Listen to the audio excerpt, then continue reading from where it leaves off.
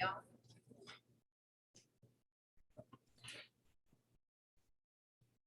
Okay, I'm going to go ahead and get our meeting started at 7:30.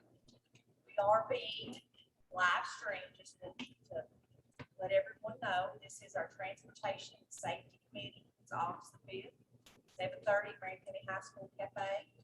You do have agenda in front of you, and if you haven't signed in, please plan to do that. If you're on the committee, it's just for committee members only. Our agenda is a draft form. Obviously, we can add, edit, delete.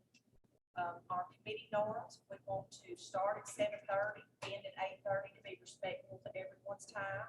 The rule of 2 feet, if you need a drink or you need to use the restroom, please make yourself at home. Put your cell phones on silent. Use respectful dialogue, and we want to make sure that everyone has an equal voice. And just as a note, this is a committee meeting. It is open to the public. However, it is not a public forum. In the event that we feel like that we need a public forum, then we would advertise that as a public forum. So the first thing I would like for us to do is introductions and who we are representing. While I know that all of us know one another, since we are having this stream live, we want to make sure that the community knows and understands who each one of us are and our roles. I will start. I'm Laura Slosser. I'm the superintendent, and I am going to work to help facilitate the meeting. And I've asked Kim Hood, our administrative assistant, to myself and to our board, to serve as the secretary. So she will be taking notes for us. So with that, I will start beside Ms. Hood. I'm Shelley Badgett, and I'm the Director of Instruction and Federal Programs for the district. Chris Brady, Chief Operating Officer for the district. Tommy Gladstock, I'm a bus driver, bus trainer with the bus garage. I'm glad to actually drive a trainer instructor. They can't bus. Michelle Riggs, and I'm a VA on the bus representative. Robbie Peterson, Marion County High School Principal. Daniel Mattingly, West Marion Elementary Principal. Mike Abel, Director of Transportation. Kitty Mills, Vehicle Maintenance Supervisor. Tracy Sharp, Director of Exceptional Child Education. Joey Lee, Board Member. Nikki Downs, board member. So the purpose of our meeting, what I have gathered from our board meeting, is that our purpose is we want to improve the overall safety, improve communication, create a positive work environment, and provide a pleasant travel experience. That's our purpose.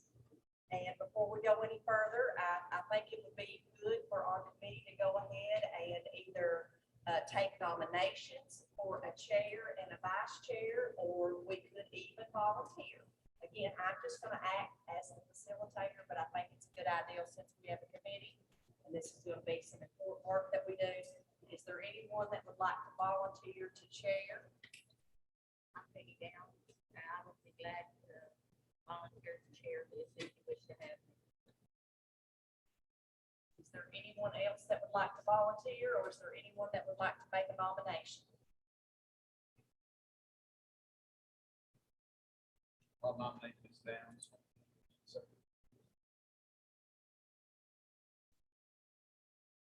Is everyone okay with doing a verbal vote, or do we need to do that on paper?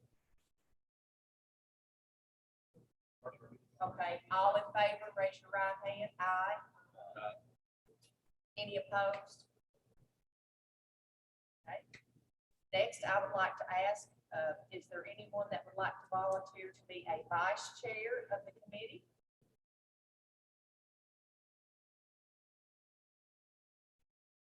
No volunteer. Okay, Nominate Daniel Madden to be vice chair. I'll second that.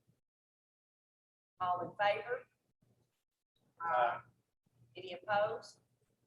Okay, Ms. Downs and Mr. Mattingly.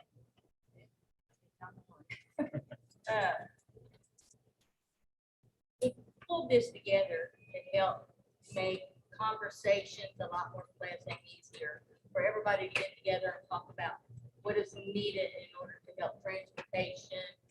Actually, whatever's needed to help the children of our community, because we are all representing every child that goes to this school and any school that's within the system. So in order to get this going, we wanted to be able to have this ready for you to be able to voice your concerns and stuff. And basically, we would like somebody to start this as to where your concerns would be. And I would like to, as a facilitator, ask, I have down here a post-it note activity, and I know that you've got post-it notes in front of you, but it's an opportunity for everyone to have an equal voice, and it's also very helpful with time. And on those post-it notes, you could write down, you could have 5 post-it notes, you could have 10 post-it notes. But what are some things that you believe is a strength? And what are some things also that are some concerns that you have? And so, for instance, I don't mind a volunteer to tell you what mine are. You do not. You just put them up here on the sign, okay? But for instance, I know that a concern is competitive pay. I know that we need competitive pay to ensure that we continue to have quality staff. And I feel like a strength is that we have a very nice facility. We have a great bus garage. That's a positive. And so I will place my strengths, post-it note there, my concern over on that. And then as you all finish, if you would place those, we will identify, are there some common themes that we see? And then talk about those. Mr. Bedingfield's here to help facilitate that work, and then we can talk about some next steps as we talk. So do we need to put these all on separate? Yes. Separate? Yes, separate. So I have 2 post-it notes, one with competitive pay, another one with, we have a nice facility. We can put more than one thing in each. You can have one more post-it note Yes. for each category. Yes, you may have 2 strengths, you may have 10 concerns, or vice versa.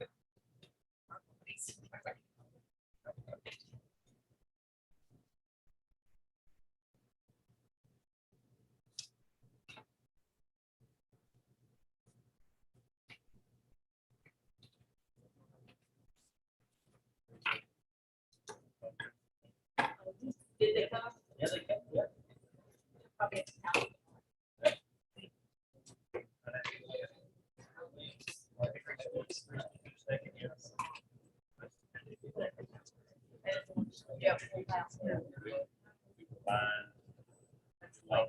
It was. That's just not academy, that's hundreds. Hundreds. Well, I think People will go to school. well, middle school, seventh grade,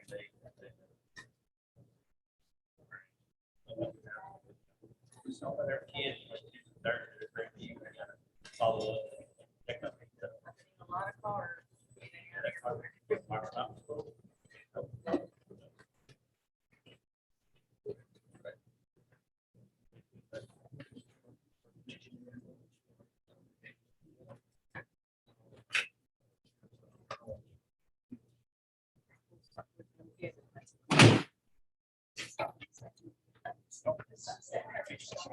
It's not lost it, so everybody.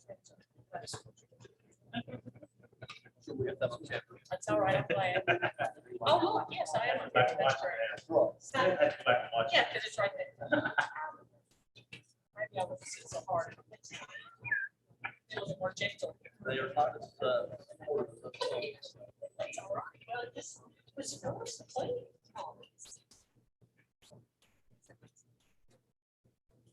Yes.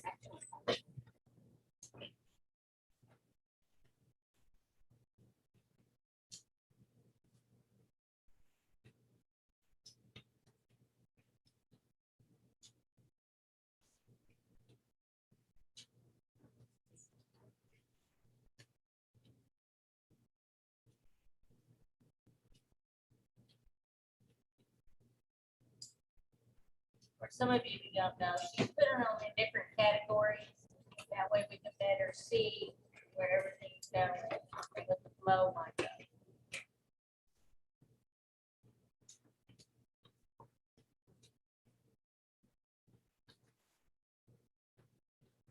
It's supposed to have, you know, doing the thing.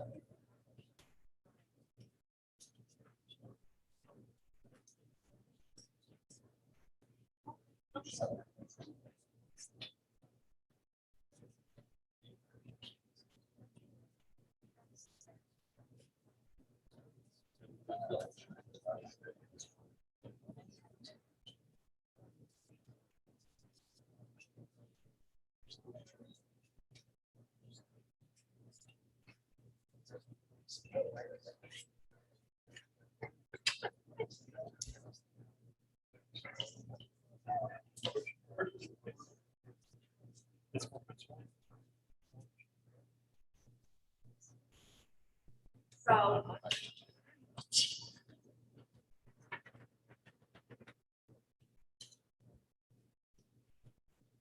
I'm 6 feet from adults, okay? So, we'll start out by looking at our strengths and those are that we have safe buses and our bus drills, caring principles, our students, our strengths, communication, teamwork, everyone working together, a caring and committed staff, nice facility, our bus garage is at top of the line. We have an awesome transportation department. Strength is people, dedicated drivers and DAs, quality, caring staff, excellent mechanics, excellent trainers, great staff, excellent bus drivers, and quality driving. Would everybody on the committee agree with that? Okay, all right. So that's a positive. That's a great way to start. Because you know we gotta have celebrations too, right? We can't just have rain, we gotta have a little bit of sunshine. You know I've got to throw that in there now. So then when we look at our concerns, and Kim, if you want to just, we'll kind of start grouping these together. Our concerns is we have several posted notes for competitive pay. And then I want to say that then under that, an additional would be trip allocations. So that's two different things. You all agree? Competitive pay, trip allocations. Okay. And then we have several posted notes with communication and specifically communication. In other words, our drivers knowing the consequences in the event that a discipline referral is used. Also specifically is the knowledge of special circumstances for students. So that would be a communication. Would everybody agree with that? Anything else under that communication window that maybe wasn't put up here? Should be right.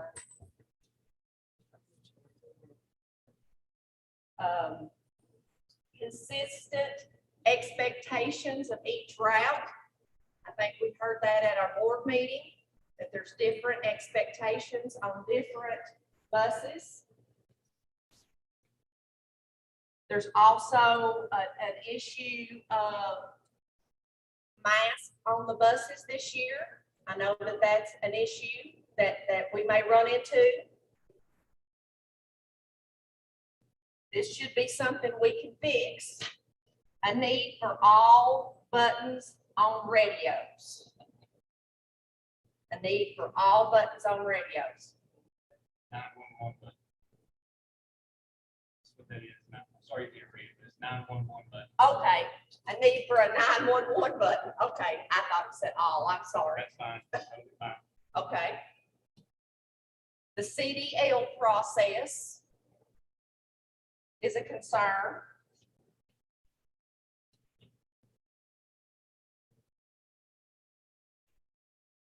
And under communication, I'm gonna put this in that category, a need to share more information about students on the bus. I know that we need to be aware, if you're driving a bus, if we have a student that needs an EpiPen in the event they were to have something that they were allergic to, who that student is and where that EpiPen is located. And I know we've also talked about instances where there are special accommodations needed for children. Those are two things that would fall under that. Also, a problem with student videos. Is that a technical issue or is it something that is like seating or that the equipment's not working? It's with the students videoing stuff on the bus Okay, and only, we have. their video, not our videos. Exactly. Okay, Yes. okay. So students videoing on the bus, okay. See, that goes for a context, right? So I read that like videos on the bus, but you're talking about the students, thank you. A concern about the lack of swift discipline, so let's just make that category discipline, is that okay? So overall discipline, lack of swift discipline, a case by case of removal of disruptive students from the bus.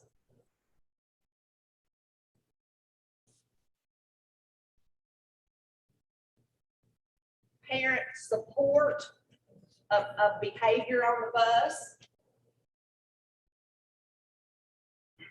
Parent responsibilities of raising their children and not us. That was a no.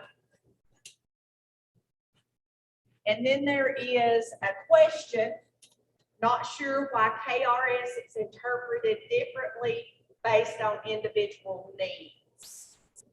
And I think that may go back to that category of working with the drivers about students who have an individual learning plan.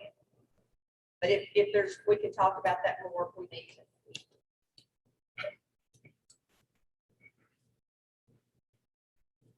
So we have for concerns, competitive pay, communication, discipline, and that's specifically the removal of students, parent response, their responsibilities, and support of our work. Another category that I don't know if I said that out loud, was the routes. We, most everyone is working on trying to get additional staff, but with lack of staff, you may have to combine routes. Even out routes, also say we're more equal on routes. Somebody's doing a 2-hour route compared to somebody doing an hour route. Is that what you get into? We had to, Mike could probably address this better than me. We've had to combine some routes for shorter drivers.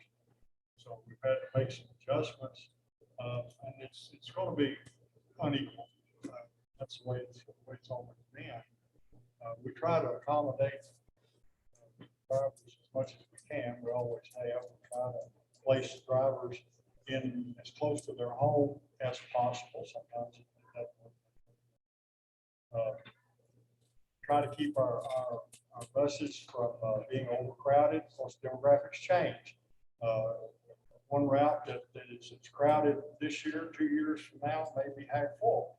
So it's rather than doing a lot of changes, we've kind of kept things. It's gonna be a little challenging. It's hard. It is. It's gonna be a little challenging this year, just because last year was such an anomaly with so many kids doing virtual learning. Now I can look some of those staff. I got some ideas of what I want to be able to do, but if kids start showing up, if it's overcrowding and other things, it may not be practical. If additional students showed up as compared to last year. And I feel confident that will happen in a large degree.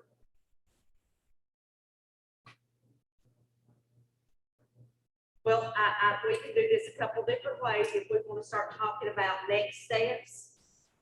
And so, for instance, we may want to start with the I don't know if we want to start with the hardest or the easiest, but, and I don't know that any of these are easy, right? But, if we look at our concerns, competitive pay, Ms. Truitt and the board members have said that that's something that they are going to take up. So the next step with competitive pay would require board action, as well as the trip allocation. Now, the trip allocation, from what I understand, is $13 an hour, correct? But that does not equate to a driver's pay. Am I right? So the special trip would be a field trip or an athletic trip. Okay. Do you all want to speak to that so we can understand more about that and what you would like to see so the board understands? I drivers are concerned that the pay is not adequate enough with the surrounding counties. Okay, We have several counties who are paying $18, $19 an hour to do any athletic trip at all. On overnight trips, they're actually receiving compensation for the meals. So we have some drivers here are actually seeking extracurricular employment with other districts because of that pay on trips.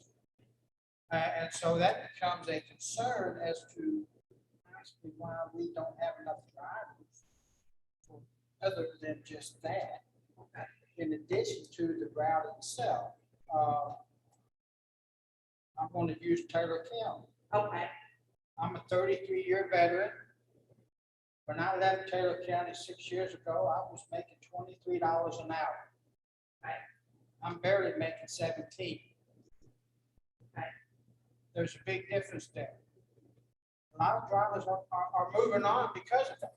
okay. Okay, so I think I may have went overboard or out of the boundaries of your question. Say, well, one of the questions too is, that is something for take into consideration. Other counties, not just other counties around us, but the state as well. And look at the duration of trips, where the trips are going, how long they'll be going. And something, I was the one that actually put up trip allocation up there. I want to talk about it money wise, but I also want to talk about who are getting these trips, okay? Because I've heard from various bus drivers that only certain people are getting certain trips. Now, I don't know how the process works. I don't know if it's just seniority. If it's, I don't know. I'm hoping to learn how to drive like that. To where if somebody's, say if somebody's just coming in and wants to earn extra money, but they can't, because they won't get high enough on the total to make insurance. So, I mean, that's something you guys can pull me on. So, Question also. You said you were making $23 an hour. Years that you already put in order to make that 23. You understand? When you were being paid Yes.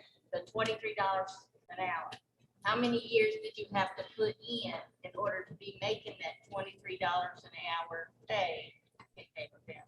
I had 25 years. 25 years to get there. Yes. So what I added to our next step is that when we talk about trip allocation, we are talking about two things. One is pay and two is assignments. Would you all agree with that? Now, I think what I hear y'all saying is you would like a system put in place for assignments. Is that accurate from what the drivers are telling us?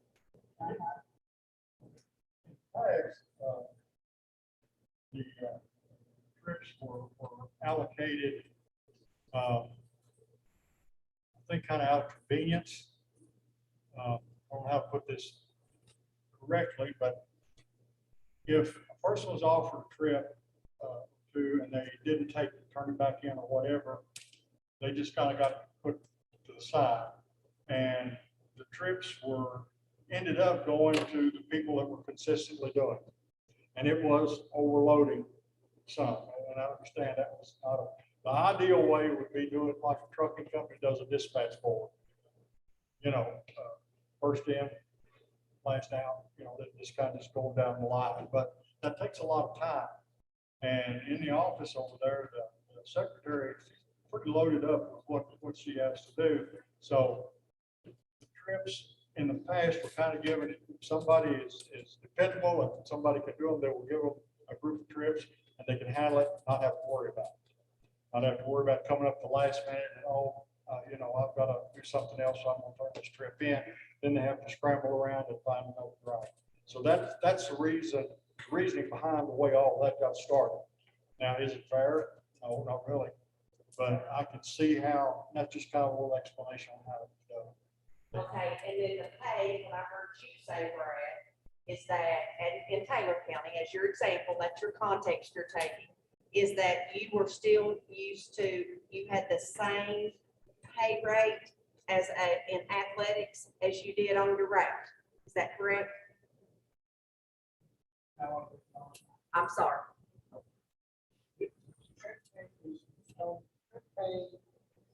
different than the route pay. Okay, Now, the trip pay was $4 an hour less. Other neighboring districts are making $15, $16, $17 an hour for a trip, okay, but these districts that are making that are also making more on the hour for route trips. okay, So that there's two different pay grades. okay. Can I interrupt? Yes. If I could get everybody to speak up, because we had people calling in that are saying they can't hear what's going on. Is there any way we can adjust that? Yeah. Also on the trip assignments, something that's gotta be noted is that a lot of our athletic trips, they have to leave at a certain time. So specifically, sometimes, a lot of times, the drivers that we have to use are the ones that get the jobs are the ones that get back, or they have the shorter routes. Does that make sense? That's something that, from what I noticed, a lot of times determined who was driving for us was the first one that would be back to the bus garage, because a lot of our athletic events, a lot of times, and they had to leave pretty quick to make wherever they're going. So that plays a factor in as well. So that makes it hard to just do A lot of in general coaches lottery. and sponsors, they get accustomed to a driver and they'll request a driver too. So Which, I mean, that really, that can be. Remember, speak negated. up. I said that could be negated, but Sure. overall though, Just as background. the timing, As background. yeah, the timing is really Uh, crucial. I want In to terms of when add they get back. something. When I was driving,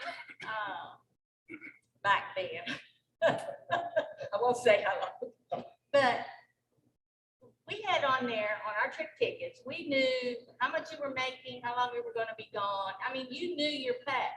Is that not that way no more? Well, no, it's not. But I think what Brad's saying is that it's not competitive with other districts. Right. And if our pay was more, and then maybe we did the $4 below what you were making, then instead of having a $13 an hour route trip, it would be more, because it would be $4 less than what you were making. Is that an example? Would something else, I mean, What Peggy was referring to though is before you take a trip on, do you know how much you're gonna make on this trip? Does a bus driver know before he takes a trip, that they know how much they're gonna make on that trip? The rating is published. I mean, we Correct, know correct. it's an hour. The time is not exact, because sometimes it goes over, sometimes it changes. So there's a little variation in there. so in other words, if it's a 5-hour trip,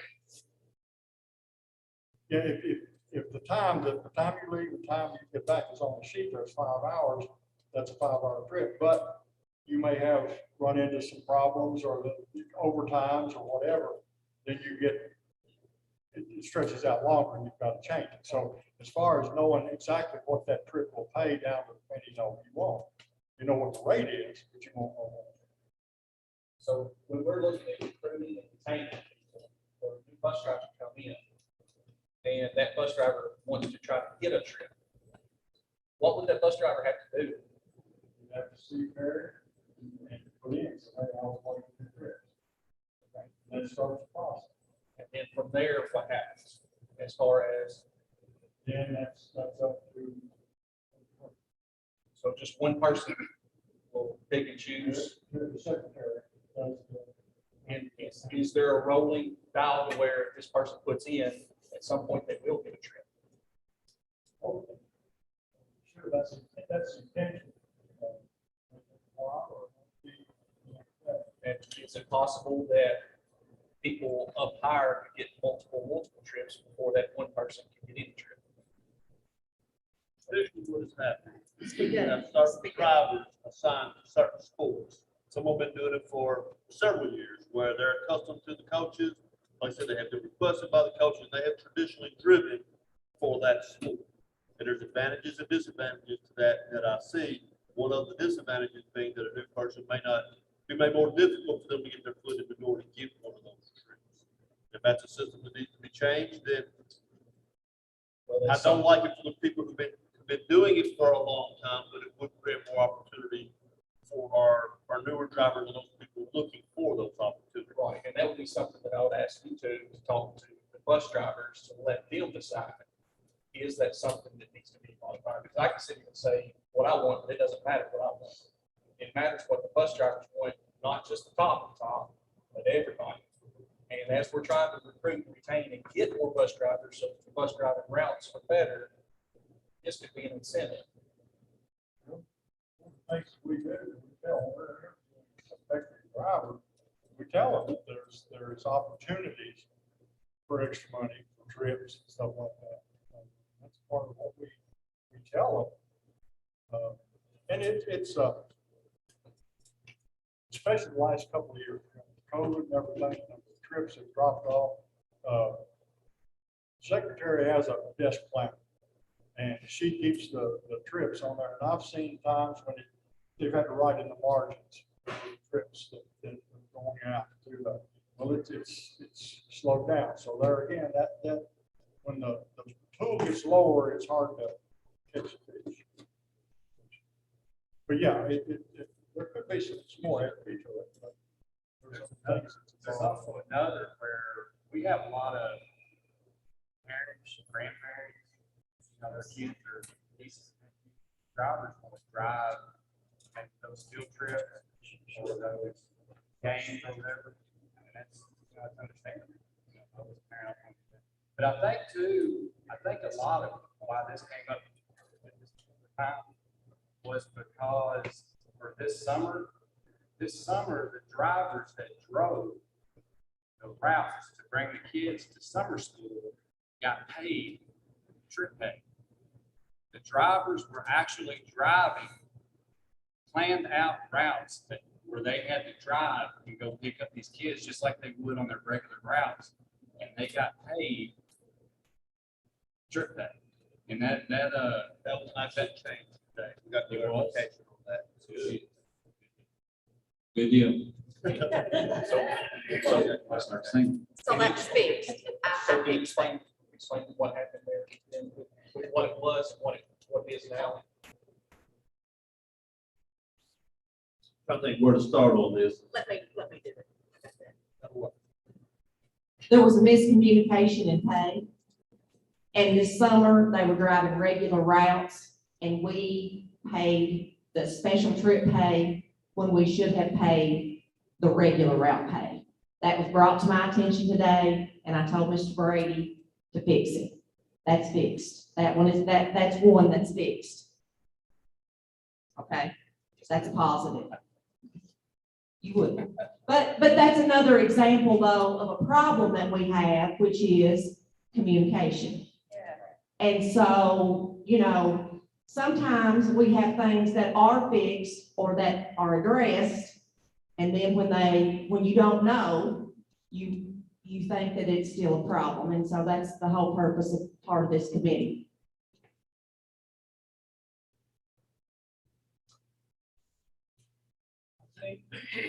I think too, that a lot of the problems with, as far as trips were concerned, you were only allowed to make 8 hours a day.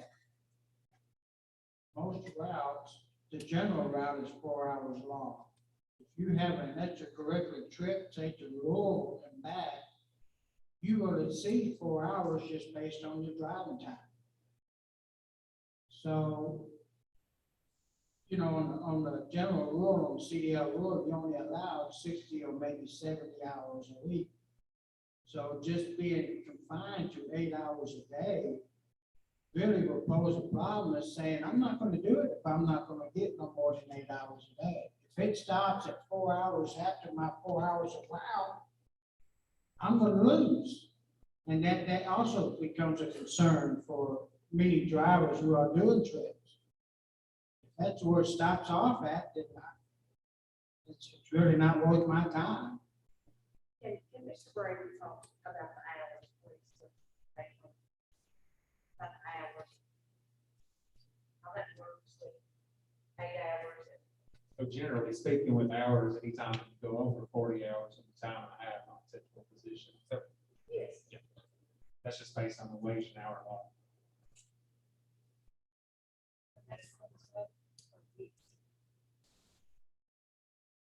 Per week. Per week, yeah. Per week, yes. 10 hours on one day, 4 hours. That is true. What you said is they could get 10 hours on one day and 4 on another, 4 on another. So as long as they don't. It's just as long as somebody does not exceed 40 hours in a work week. That's how it works. But generally, we look at 8 hours a day for typical positions, but it is 40 hours a week. So it would be different for drivers. Clarify. So to clarify, as long as that trip doesn't put them over 40 hours for the week, That's true. that would be okay. Are they understanding that? Now, you're talking hours per week, but trips would basically be different than the hours per week from what he's saying. So anything you would make on a trip is totally on a different ballgame. So you can make over those hours truly. That's the way it's always. Yes. And did that when I was driving. I mean, that would very easily say, an extracurricular trip driver can very easily get 30 hours a week, especially on tournament time. Yes. You really have no idea if you're only gonna have to play one game. And on that Saturday, they may play 5 games, and when you have left at 6 a.m., it might actually be midnight. Contract. Basically, you're driving on a contract. It's not considered this way. Well, that's field trip. Yes, that's, well, Field trips, field not trips, contract. ball trips, That's not contract. that, you're That's not driving, contract. in a way, yes, it is. I'm contracted 20 hours a week. That's it. That's my bus So route. that's your route, but anything above that is basically, when you get that sheet of paper, that is a contract of a different setting. It's not the same as what he's talking about. So you would be paid totally different than your regular time. Yes, it's a special trip that you do, whether it's during the day, since you're going to school, or whether it's a weekend, taking a ball team to a scrimmage. It's totally different than your regular time. So it's permissible to It- get 50 hours a week. When you're basically doing that contract. I think we get a little bit down in the weeds. Yeah. But we know, I think everybody agrees, this needs to be addressed. We everybody agree, Yeah. everybody agree on that. So you can get with. Yeah, right, yeah. That's- So if that's something that I mean, I think we all agree, competitive pay, we need to figure out a system that our drivers are comfortable with. And I know we also need to be aware of not just wage and labor, but also DOT requirements. Right? I know that's the law, right? So then let's move on to our next, step. Pay is something we said that the board would take action on. And we can also talk about, the pay for special trip rates at the board. And then we can come back and figure out, just those assignments, that may be something that the two of you all, and a few of us could even sit down together and figure that out and bring that back to the committee as a proposal to bring back to the board, if that's something you all would like to do. Would that be fair? Okay. And so now let's talk about communication and timing.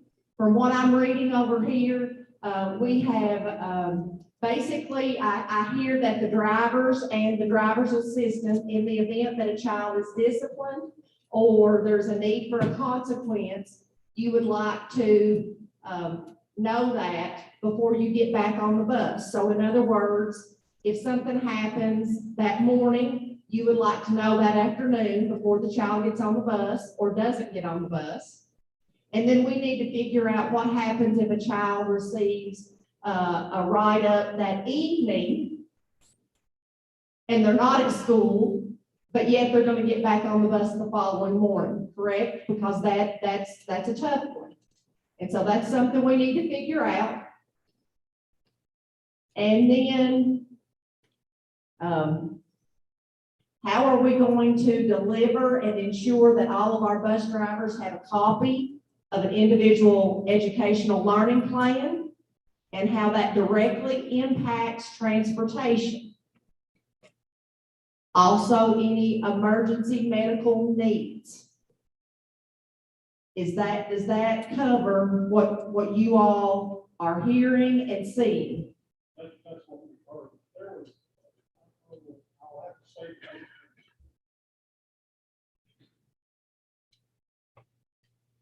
that's what we've heard, from a lot of the drivers, and I will have to say that the district has gotten better over the last several years. I'll use for an example, when I started my route back a few years ago, I had a child on there that had a severe, nut allergy, carried the EpiPen and everything. I carried that child for over a year and a half and had no knowledge of that.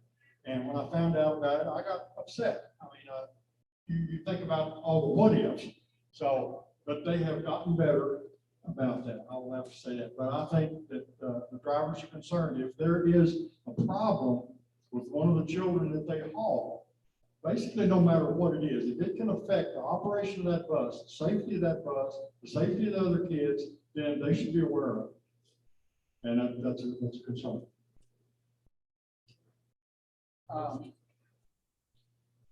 I would like to see more invitation of the bus drivers that it may affect from that child's IEP.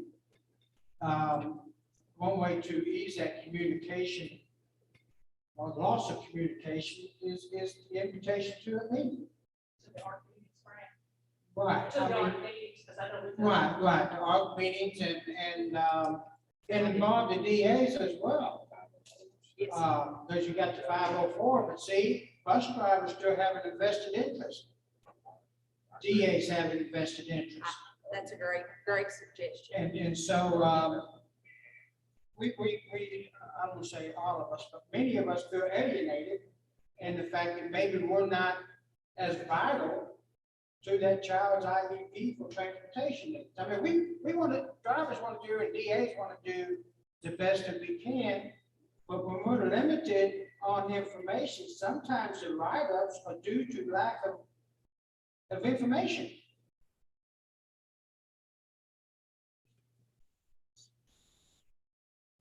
That's true. If you don't know the child's behavior issues or their situations, or even like some that ride on a bus and like have noise reactions, and that can cause them to act in a different way. If you're not aware of that, then you don't know how to respond. You may not respond in the right manner. So it's important. I understand, the confidentiality, but like Brad said, we need to know if we have to sign a confidentiality, which we do, but it's we need to be part of that process.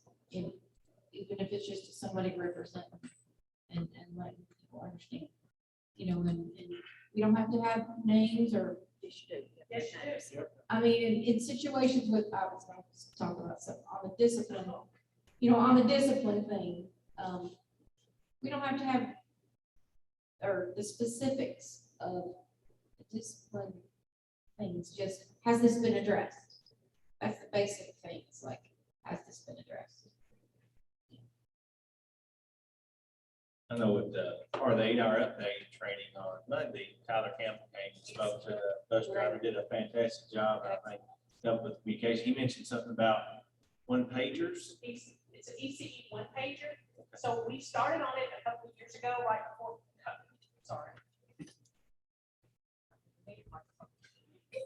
It's called an ECE one pager. I don't mind to tell you, we borrowed that and adapted it from Jefferson County Public Schools to address a very similar situation in JCPS. So we have adapted that to Marion County. We started it a couple of years ago. Then with COVID, I'll just be very honest, that kind of failed. And so apologies for that. So what we have now is all of our case managers for our students. They will have this one pager. It'll have the student's picture, the student's name, who the case manager contact is. It'll have specific information about that student's disability. And then it's going to have accommodations that would be needed on the bus or in that environment. They have been asked to have that submitted by August 30th because when they switch the caseloads, they don't often know that student enough. So that bottom piece is going to share accommodations for the bus, and then they've even asked, could they go ahead and put some additional information that might not even be on the IEP that just says, hey, this student would really benefit from wearing headphones and listening to their phone because of the noise, that kind of thing. So we really, really hope that will help. And I really apologize that didn't get done for last year, but we're hoping that'll help a lot this year. Okay. Appreciate you bringing that up, Mr. Mayor.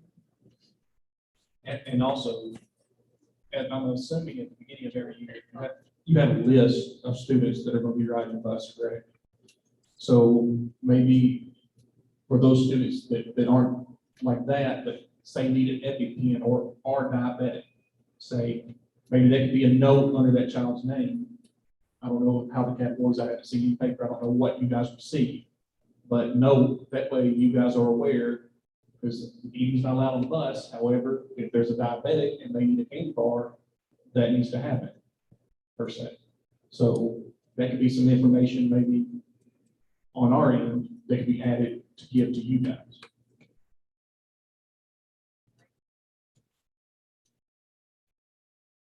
So if we go back to concerns, we've gone over pay, and we've talked about communication, and communication directly affects the discipline referral process. How you all are informed of, has it been addressed? We've talked about that referral results, students with special needs, and when we say special needs, we're talking about 504 IEP. And our staff want to be a part of those conversations so that you're very aware. And in the event maybe that we do not have someone from the bus that can attend that could be something that Mr. Abel or maybe even Kenny or maybe Terry could even set in. And if not, we've got to make sure that those results from the ARC meeting or the 504 meeting that would directly impact someone on the transportation system, if someone couldn't be there, we've got to make that a priority to let you know what has changed. And then also parent involvement. That's a big part with communication. I know that Ms. Sharp is making it a priority that we talk about, that we don't just say this is what you can't do, but this is how you do it. That we need to teach procedures about buses, just like we talk about procedures in the cafeteria. How do you speak in the cafeteria? How do you speak in the hallways? How do you speak in the classroom? So some positive behavior intervention systems so that we're being proactive versus reactive. So maybe that's something that our principals, and I know Mr. Mattingly's representing elementary and Mr. Peterson's representing secondary. So as we're talking about expectations this year, when we start the new school year off, we're not just talking about this is what you do in our building, but this is how we behave on the bus as well. Do you think that would be helpful? But as far as communication also, I mean, when we talk about swift reaction time for a incident, would it be out of bounds to help with that process for the principal or assistant principal to call the bus driver and have that discussion as far as context? It's one thing to see the video on the bus, which there's no sound on the bus, and sometimes you don't see the whole picture based on angles, but that communication where the principal actually talks to the bus driver to get some details of the incident to help that speed up the process or to determine the proper consequence. I mean, That was one that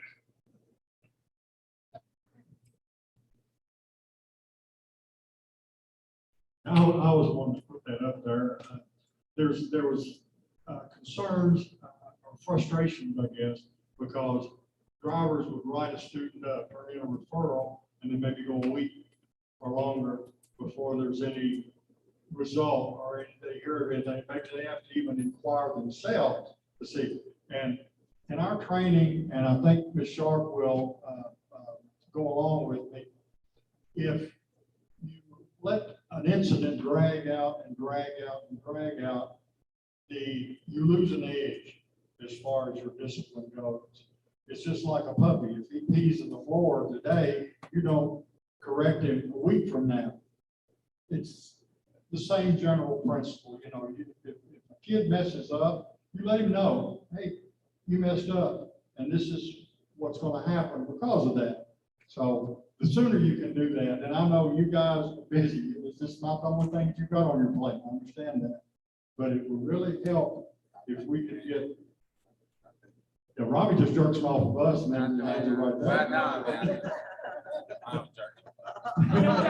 But anyway, I mean, you guys are two of the best principals as far as handling discipline. I think everybody will agree. But, you know, and I think,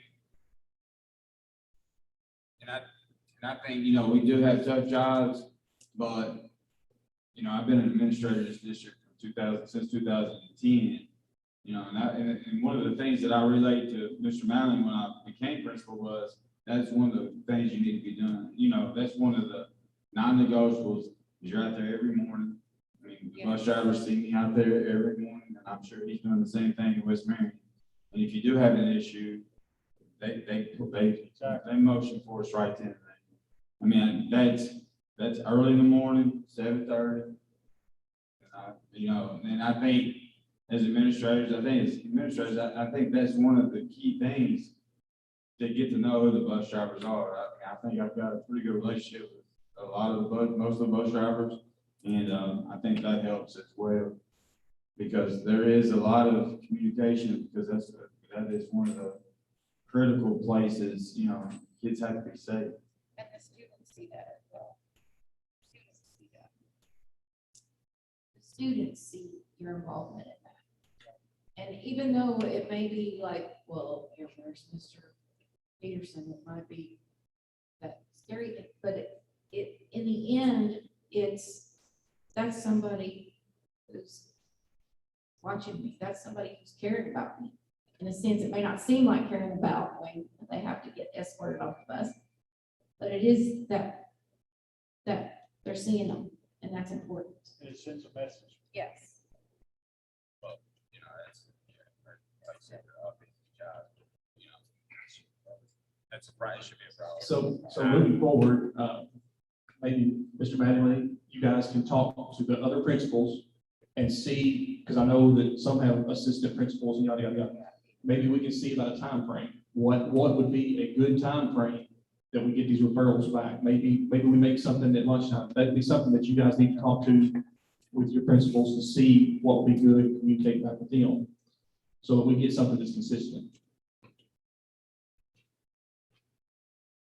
Our time's about up. So maybe we can get Lauren to get with everybody to get another date set, because I know everybody doesn't have their calendars and everybody doesn't have everything in order to set up another date right now, but as soon as we can.